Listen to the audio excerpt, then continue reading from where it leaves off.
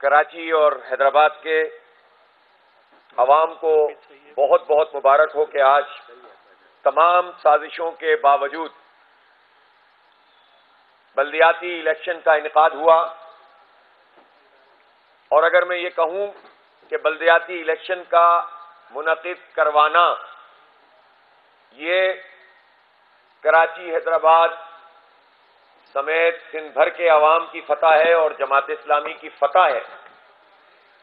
तो रिजल्ट तो अभी आ रहे हैं, लेकिन ये फतह तो उस वक्त हो गई थी जब साजिशें नाकाम हुई और जो साजिशी अनासिर थे मुकाबला करने के बजाय उन्होंने मैदान छोड़ दिया।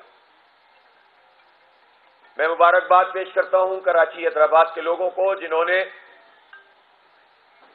इलेक्शन में हिस्सा लिया। रात के 4 बजे तक ये नहीं पता था कि सुबह 8 बजे इलेक्शन होना है। तो ऐसे हालात में 10% भी कास्टिंग होती तो हम फिर भी मुबारकबाद पेश करते। मेरा ख्याल है कि अभी नताइज आएंगे तो आपको मालूम होगा कि 25% से ज्यादा पे चली गई। अगर यकीनी सूरत हाल एक हफ्ता भी दे दी जाती तो ये कास्टिंग 50% से ज्यादा होती। लेकिन बहरहाल जो कुछ भी हुआ, हम आगे बढ़े हैं।